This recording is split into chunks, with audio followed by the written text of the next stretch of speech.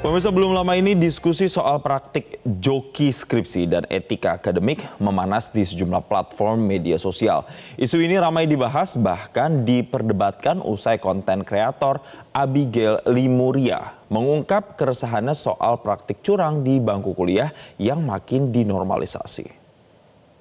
Yang belakangan ini gue shock banget dan jujur baru tahu itu betapa dinormalisasi joki. Gue normalisasi tuh bukannya banyak banget yang pakai, dan ternyata emang banyak banget yang pakai, lebih banyak dari yang gue kira gitu ya. Tapi dinormalisasi. Itulah video ungkapan rasa frustasi Abigail Limuria terhadap praktik joki skripsi yang disebutnya semakin dinormalisasi masyarakat. Videonya telah disaksikan sedikitnya 504.000 orang di media sosial TikTok sejak diunggah pertengahan Juli lalu. Yang miris, dalam kolom komentar Abigail di TikTok, tak sedikit yang menormalisasi penggunaan jasa joki untuk memuluskan perampungan skripsi. Meskipun data yang sangat spesifik dan terkini mungkin sulit ditemukan karena sifat praktik ini yang cenderung tersembunyi. Nyatanya jasa joki skripsi ditawarkan secara gamblang di media sosial, lengkap dengan tarif masing-masing paket pengerjaan. Selain sosial media, promosi paket joki skripsi bahkan mudah ditemukan di e-commerce. Tarifnya pun beragam, mulai dari ratusan hingga jutaan rupiah. Resah dengan normalisasi praktik joki skripsi, Abigail pun mencolek akun X Kemendikbudristek setelah videonya viral. Akun @kemendikbud_RI pun lantas membalasnya dengan menyatakan bahwa Sivitas Akademika dilarang menggunakan joki untuk menyelesaikan tugas dan karya ilmiah karena melanggar etika dan hukum. Kementerian mengatakan, penggunaan joki tergolong sebagai plagiarisme yang dilarang dalam Undang-Undang Nomor 20 Tahun 2023 tentang Sistem Pendidikan Nasional. Ketika plagiarisme dilakukan untuk memperoleh gelar akademik, selain pencabutan gelar, pengguna jasa joki juga terancam pidana penjara paling lama 2 tahun dan atau denda paling banyak 200 juta rupiah. Guys, come on, masa gak sadar bahwa ini nih nipu? Dan ini nih dampaknya nih bisa bahaya banget ke depan. Dan mungkin nih sekarang kita udah rasain jujur gitu ya. Indonesia Emas 2045. Pemirsa, langkah konkret apa yang bisa universitas lakukan untuk mencegah suburnya praktik joki skripsi? Dan masihkah skripsi relevan digunakan sebagai tolak ukur kelulusan? Kami akan ajak Anda membahasnya bersama dengan Rektor Universitas Airlangga, Profesor Muhammad Nasih, dan pengamat pendidikan dari Universitas Multimedia Nusantara, Inalim. Selamat pagi Prof. Nasih, selamat pagi Bu Inalim. Selamat pagi Mas Jason. Baik, terima kasih telah bergabung di Selamat Pagi Indonesia. Mungkin saya mau ke Bu Inalim terlebih dahulu. Bu Ina, setuju nggak dengan apa yang disampaikan konten kreator tadi, Abigail? Kalau memang saat ini skripsi itu, joki skripsi sudah dinormalisasi, sudah tidak sembunyi-sembunyi lagi kayak dulu. Ya, memang ini sangat miris ya kita. Bedanya zaman dulu sebetulnya memang sudah banyak gitu ya joki-joki skripsi juga, dan yang menggunakan juga banyak. Cuman bedanya zaman dulu kan masih sembunyi-sembunyi, tapi zaman sekarang itu banyak anak malah tidak merasa salah gitu. Ada komentar yang apa salahnya gitu. Nah, ini yang kita tidak bisa menyalahkan generasi muda kalau yang atas-atasnya yang mereka saksikan sehari-hari, entah itu pendidik, entah itu orang tua di sekitarnya juga melakukan praktik yang sama. Sehingga mereka merasakan udah biasa, kan normal, karena orang-orang di sekitar saya juga melakukan itu gitu. Nah, ini fenomena yang menurut saya sedang terjadi, Mas Jason. Ya, kalau Bu Inalim melihat apa yang membuat kok semacam joki skripsi itu dinormalisasi dan makin masif di kalangan para mahasiswa?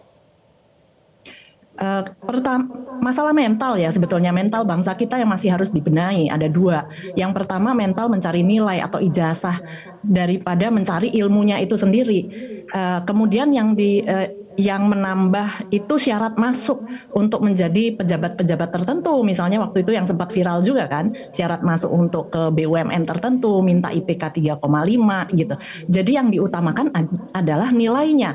Padahal misalnya kayak grup Pandawara yang sudah melakukan aksi nyata membersihkan sungai-sungai kita, itu masa nggak bisa diterima gitu di perusahaan seperti BUMN seandainya IPK mereka nggak 3,5. tapi nyata-nyata mereka sudah berdampak, impact player gitu ya.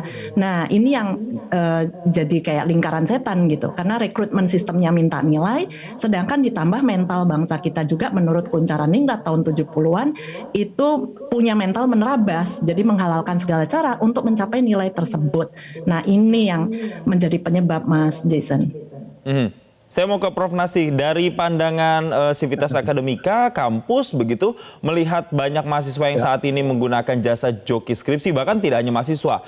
Kita juga melihat ada misalnya pendidik, dosen juga menggunakan joki untuk kemudian bisa karya ilmiah mereka dipublikasikan. Nah, apakah Anda melihat juga, apa catatan Anda terkait dengan hal ini, Prof. Nasih?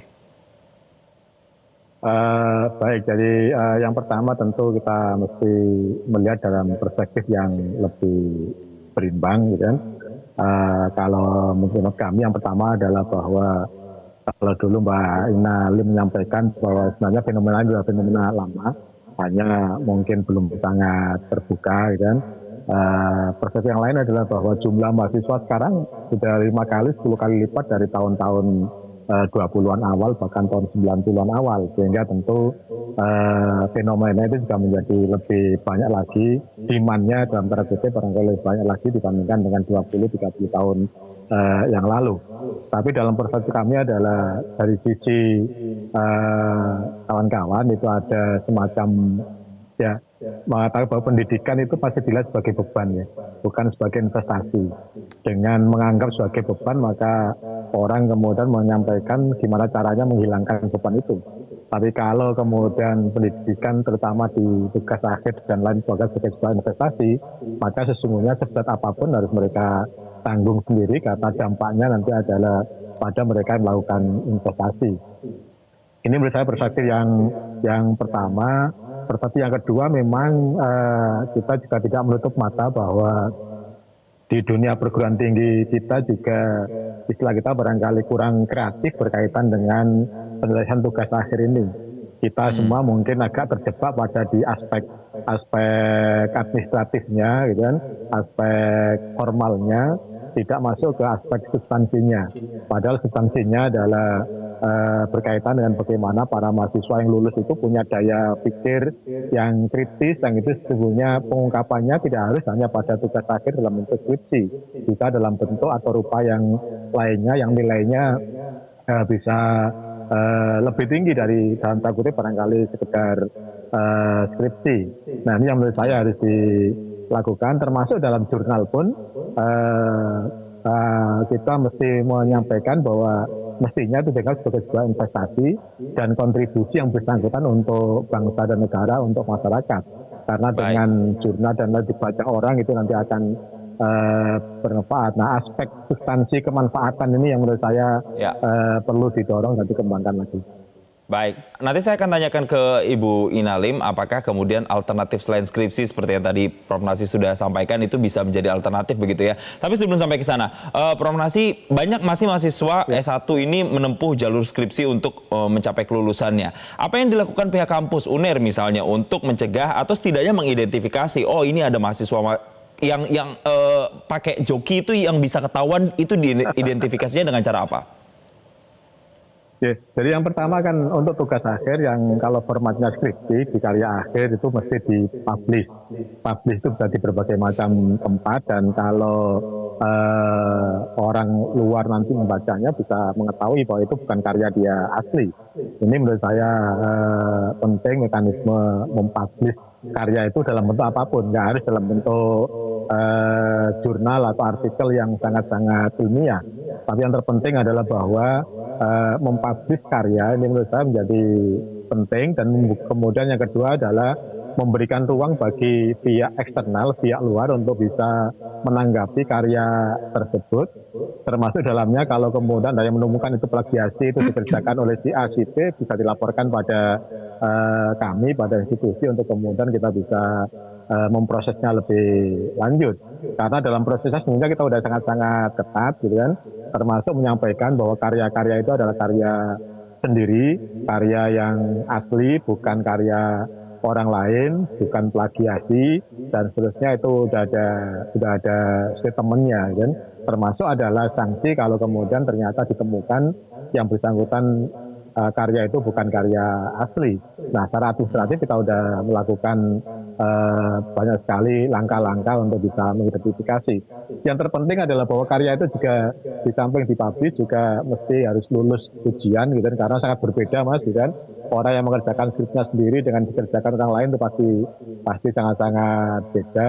Kalau ditanyain aja berkaitan dengan beberapa definisi tertentu nggak bisa jawab itu ya berarti pasti itu udah joki yang mengerjakan dan seterusnya, sehingga mekanisme ujian offline dalam tanda kutip itu tetap diperlukan untuk bisa melihat apakah ada keselarasan antara karyanya dengan ide dan pandangannya, sehingga kita bisa yakin bahwa itu bukan plagiasi, itu karya sendiri, meskipun mungkin tidak sangat-sangat excellent gitu, tapi tetap kita harus mendapatkan penghargaan yang layak karena jerih payah mereka. Baik. Yang jadi concern adalah originalitas begitu atau authenticity-nya begitu. Saya mau ke Bu Ina. Ya. Bu Ina tadi Prof. Nasi bilang salah satu caranya yang dilakukan UNER adalah mahasiswa itu ketika mengerjakan skripsi nanti harus dipublish begitu ya, atau dipublikasi karya skripsinya. Nah, apakah menurut Anda ini cukup efektif untuk kemudian dalam tanda kutip men-screening mahasiswa-mahasiswa yang pakai joki skripsi? Sebetulnya kalau bicara tadi masalah skripsi ya, kalau masalah caranya saya percaya kan akademisi pasti sudah tahu seperti tadi ya. Kalau ditanya nggak bisa jawab berarti ini ya kan tidak ada keselarasan gitu ya antara yang ditulis. Tapi kalau menurut saya juga mungkin penting masalah niat atau tidak gitu. Dan kalau tadi mengomentari Prof. Nasih ya, karena ini sudah terjadi tahunan dan parahnya itu kalau kita ngelihat data di media dari tahun ke tahun itu selalu ada sebetulnya berita-berita pihak akademisi sendiri melakukan plagiarisme seperti contohnya tahun 2017 waktu itu rektor UNJ loh ya, pencetak calon pendidik begitu. Itu yang melakukan plagiat pembuatan disertasi untuk pejabat. Nah, ditemukan 112 mahasiswa doktor yang lolos dalam 6 bulan tanpa bimbingan. Dan beliau memang sudah dicopot jabatan oleh Menteri Ristek waktu itu ya. Nah, dan juga ada ditemukan 187 pejabat negara strategis itu memegang ijazah dari satu universitas abal-abal di Menteng tahun 2015. Jadi bayangkan dari tahun ke tahun ini sudah tersebar dan menduduki posisi-posisi penting baik itu pejabat maupun di pendidikan ya. Nah, sehingga bukan masalah tidak tahu caranya sih menurut saya kalau di universitas, tapi masalah niat gitu. Karena kalau diri sendiri pernah melakukan hal tersebut, kan itu masalah kembali ke masalah karakter orangnya ya, masalah mentalnya. Dan jadi menurut saya efektivitasnya perlu secara menyeluruh gitu ya. Nah, tapi kalau bicara mengenai opsi kreativitas, saya setuju perlu kreativitas dari universitas untuk cara menilai syarat kelulusan. Dan Kementerian Pendidikan sebetulnya tahun lalu sudah mengubah syarat lulusnya. Di mana skripsi itu sudah tidak lagi wajib ya, jadi sudah bisa bervariasi seperti tadi yang sudah disampaikan Prof. Nasi. Dan kalau kita ambil contoh di luar negeri, misalnya di Australia, banyak S1 itu hanya 3 tahun. Nah, setiap semester, setiap mata kuliah itu tugasnya udah banyak dan tertera di website secara jelas untuk syarat kelulusan. Misalnya ujian itu bobotnya sekian persen. Kemudian essay 2.000 kata, 3.000 kata itu udah makanan sehari-hari ya. Jadi tidak melulu harus tugas akhir. Jadi dari tiap semester aja tugasnya udah banyak. Presentasi itu bobotnya berapa, itu sudah ada semua dan tertera di website. Jadi setelah selesai 3 tahun dia bisa lulus S1. Tapi kalau nilainya bagus dia ada tawaran mau melanjutkan 1 tahun honors atau tidak.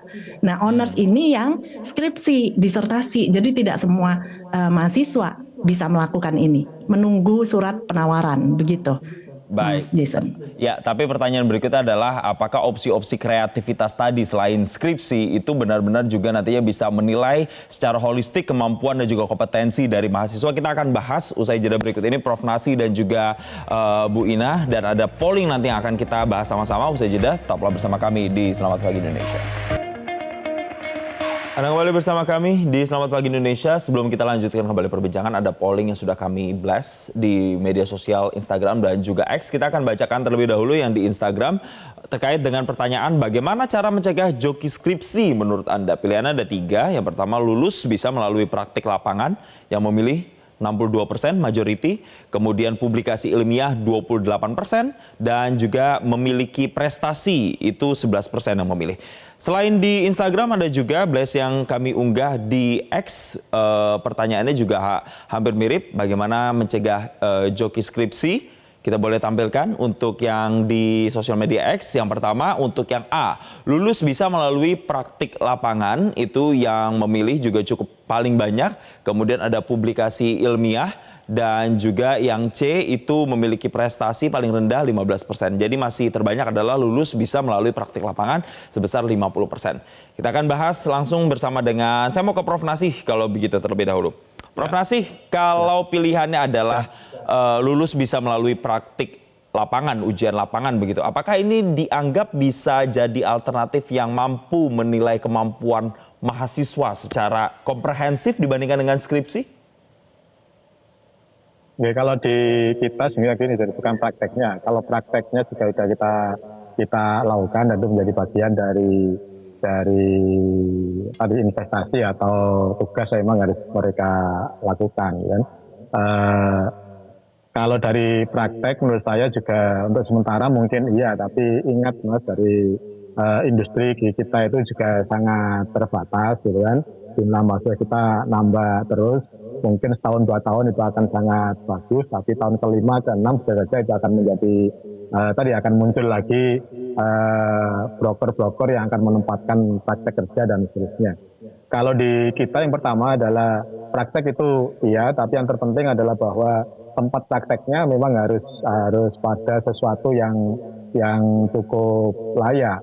Bahkan kami sudah menggagas, kita di samping soal prestasi dan lain-lain, kawan-kawan yang dalam tahun terakhir atau apapun namanya sudah mendapatkan sertifikat keahlian tertentu dari instansi yang memang punya reputasi bagus, misalnya melalui pelatihan atau apapun berkaitan dengan dunia pekerjaan, maka itu bisa kita anggap sebagai bagian dari dan atau pengganti skripsi. Dari skripsi bisa saja kemudian diganti nanti sertifikat bisa hasil magang, bisa hasil pelatihan, bisa hasil apa, tapi dari institusi yang memang cukup bernilai atau cukup bereputasi.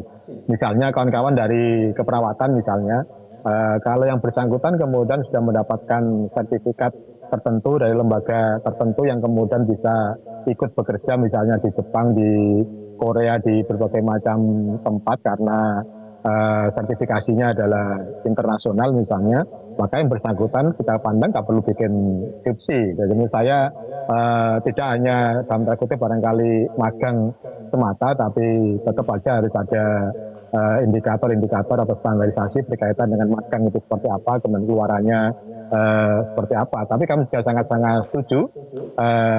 Karena apa? Karena fokus di kita, salah satu tugas kita juga berkaitan dengan employability. Yang terpenting bagi kami adalah kawan-kawan mahasiswa lulusan kita itu sudah punya bekal yang cukup untuk kemudian nanti bisa bekerja di tempat-tempat yang memang sesuai dengan profesinya.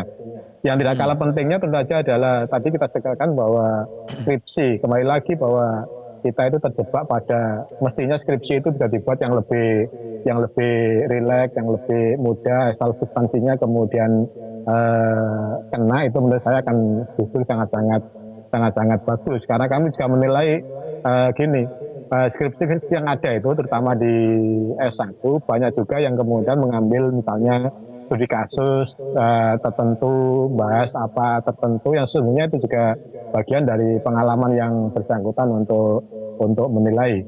Nah, tentu akan sangat bagus kalau kemudian magang dan lain-lain tadi juga dibentuk dalam format laporan-laporan tertentu, menyelesaikan masalah-masalah tertentu yang kemudian bahasanya nggak perlu, mohon maaf barangkali mahasiswa itu nggak perlu berpikir berkaitan dengan margin atas berapa, margin bawah berapa, margin kanan kiri berapa. Enjoy aja karya apapun, jadi isi pun misalnya bisa dianggap sebagai sebuah skripsi, jadi cerpen pun menurut saya bisa Baik. dianggap sebagai skripsi, tapi tetap harus dalam format yang terlapor dan tertulis dengan sebaik-baiknya, karena itu bagian dari bagaimana dia mengkomunikasikan ide dan Ya. atau pengalamannya kepada masyarakat. Ada keleluasaan untuk bisa memilih jalur-jalur tadi, tapi satu catatan PR pentingnya adalah institusi atau tempat prakteknya juga harus yang memenuhi standar kelayakan begitu ya. Saya mau ke Bu Ina. Bu Ina, apakah kemudian tugas praktek lapangan atau ujian lisan itu juga bisa jadi alternatif pengganti skripsi yang levelnya bisa dikatakan sama? Ya sebetulnya dari pihak universitas sendiri saya sarankan mulai menentukan fokus ya, mau menjadi research based university atau mau menjadi University of Applied Sciences. Jadi kalau di luar negeri universitas itu sudah punya jati diri sendiri-sendiri, ada yang memang mengkhususkan diri pada research based, ada juga yang terapan, bukan politeknik ya, tapi universitas terapan, tetap gelarnya sarjana tapi sarjana terapan. Nah ini salah satu kritikan saya juga untuk di Indonesia, sudah menyebut sarjana terapan kenapa masih dikasih huruf D gitu, D4. Jadi ini membuat persepsi masyarakat masih menganggap lebih rendah gitu ya. Sedangkan syarat untuk mengajar di universitas-universitas terapan di luar negeri memang harus praktisi atau sudah pernah menjadi praktisi gitu. Sehingga sebetulnya agak berbeda tugas-tugas yang diberikan karena tujuannya juga berbeda. Kalau melihat tadi data surveinya sejalan, seperti misalnya kayak di Belanda, universitas yang berbasis research itu jumlahnya hanya 14. 41 itu universitas yang terapan, Applied Science University itu Hogescholen ya, itu lebih banyak jumlahnya. Ya, begitu Mas Jason. Jadi dari pihak universitas dulu silahkan sebetulnya mulai menentukan mau ke arah mana sehingga tugasnya bisa disesuaikan, karena memang ada bidang-bidang tertentu kita bukan menurunkan standar skripsi ya, tapi ada bidang tertentu yang memang itu research dan itu harus tetap syaratnya harus mendalam tinggi. Cuman kan tidak semua mahasiswa tadi diberi kesempatan untuk melakukan riset itu, tapi bukan researchnya yang dipermudah begitu. Baik, katakan ada kampus atau universitas yang sudah menerapkan misalnya menelurkan lulusan-lulusan yang sarjana terapan, ada juga yang berfokus pada research begitu ya. Nah kalau untuk yang terapan ini apakah memang relevan dengan kondisi dan juga kondisi lapangan pekerjaan di Indonesia misalnya? Apakah itu masih relevan begitu kalau kita bandingkan dengan luar negeri yang memang juga ujian lisan menjadi salah satu pertimbangan untuk lulusan di sana? Oh sangat relevan, jadi dua-duanya sebetulnya relevan. Di industri pun kita butuhkan bagian research and development, katakanlah food science dan food technology gitu. Kalau di satu industri ini perbandingannya contohnya, kalau food science kan lebih untuk research and development R&D, misalnya satu perusahaan butuh 2 orang di sini, tapi untuk diproduksinya food technology mereka butuh 15 orang gitu. Nah, jadi ada dua-duanya dibutuhkan, cuman secara porsinya. Makanya tadi kalau universitas di Belanda udah cukup menggambarkan juga, yang research base itu jumlahnya memang lebih sedikit. Sama juga halnya dengan di Swiss. Di Swiss itu lulusan SMA, 75% melanjutkan malah ke pendidikan vokasi, hanya 25% yang melanjutkan ke perguruan tinggi yang berbasis research. Tapi mahasiswanya sendiri atau calon mahasiswa tidak boleh memilih sendiri karena kan gratis. Yang menentukan ya pemerintahnya karena ada ujiannya.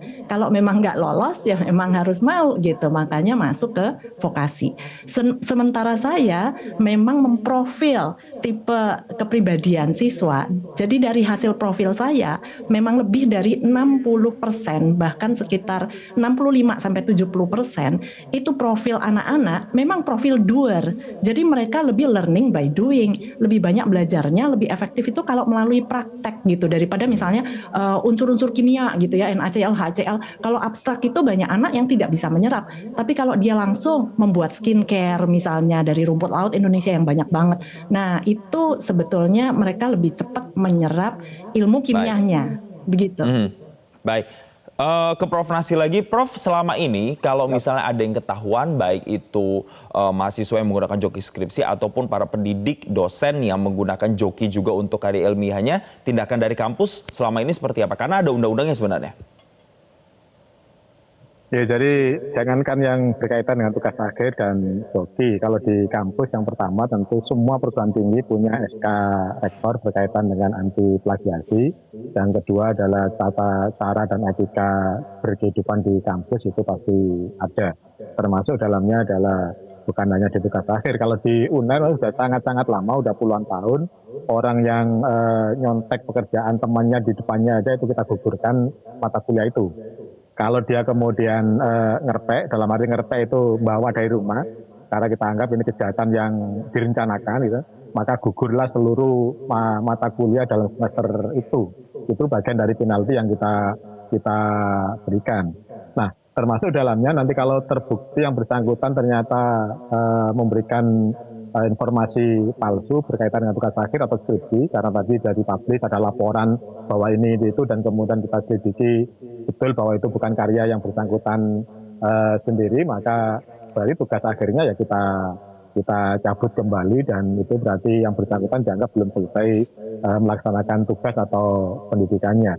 Termasuk di dunia akademik, di kawan-kawan dosen, ilmuwan yang melakukan publikasi tidak pada itu ya, kita punya komite audit, kita punya komite etik, kita punya dewan etik, semua nanti akan diselidiki di sana, sehingga kami akan sangat senang sekali di masyarakat kalau ada indikasi bahwa si A melakukan A, B, C dilaporkan pada kami, dan kami sangat terbuka untuk bisa memproses itu agar tadi ada pembelajaran bersamanya. Sanksinya pasti ada lah gitu, jadi itu pasti.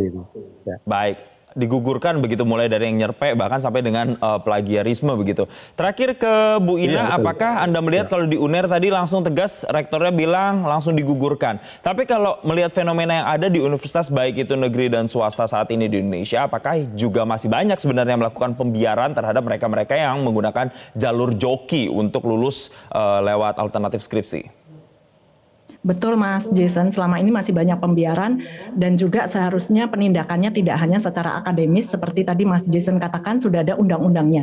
Berarti kan memang bisa dipidanakan, bahkan di dalam undang-undang Sisdiknas itu sendiri. Jadi penjara maksimal 2 tahun. Jadi menurut saya untuk jangka pendek perlu sekali penindakan tegas, harus ada contoh memberikan efek jerah, shock treatment. Cuman mungkin pertama yang harus dari atas dulu nih, karena itu sebagai teladan percontohan begitu. Jadi mungkin kalau bisa dari Kemendikbudristek membentuk tim investigasi, BPK, KPK semua turun tangan, karena ini penting ya, karena mental bangsa kita untuk tadi yang disebutkan Abigail untuk generasi emas 2045. Jadi follow the money gitu kalau memang ada perjokian ini. Kalau bisa juga dari Prof. Nasih, dari Forum Rektor itu mengundang tim investigasi tadi, mulailah dari saya, mulailah dari kami, dari Forum Rektor, karena ini forum tertinggi simbol institusi pendidikan. Jadi dari sini dulu, kemudian dari pihak media coba ditagih gitu ya habis itu. Jangan sampai kan yang dari tahun ke tahun sudah diberitakan, tapi setelah itu membentuk satgas, tapi tidak ada beritanya, tidak ada tindak lanjutnya. Jadi kami tunggu dari Forum Rektor setelah diperiksa tim investigasi untuk membuat statement. Jadi kami sudah menyatakan bahwa di dalam ini kami para rektor itu sudah terbukti bersih. Itu menumbuhkan kepercayaan masyarakat kembali ke dunia pendidikan. Kemudian yang kedua masalah rekrutmen pejabat-pejabat strategis. Kalau bisa tidak mengedepankan hanya sekedar nilai saja, sehingga orang-orang berusaha mendapatkan nilai, menghalalkan segala cara. Dan yang ketiga, kalau untuk jangka panjangnya, karena ini pendidikan karakter, pendidikan mental itu dari bawah ya. Jadi it takes a village to raise a child. Jadi butuh satu kampung untuk mendidik gitu. Jadi tidak hanya tugas profesor, kepala sekolah, guru, orang tua, dan juga yang paling penting sekolah-sekolah universitas pencetak calon pendidik. Baik itu mulai dari pendidikan anak usia dini PAUD. Karena pendidikan karakter dimulai di sana. Baik, kita harapkan semoga tidak ada lagi mahasiswa-mahasiswa yang punya mentalitas untuk hanya sekedar lampaui skor begitu atau sekedar lulus, tapi juga punya mentalitas untuk benar-benar ingin mengetahui basis keilmuannya. Terima kasih Ibu Ina Lim, pemerhati pendidikan dan juga Rektor Universitas Airlangga Surabaya, Prof. Muhammad Nasih telah bergabung bersama kami di Selamat Pagi Indonesia. Jelajahi cara baru mendapatkan informasi. Download Metro TV Extend sekarang.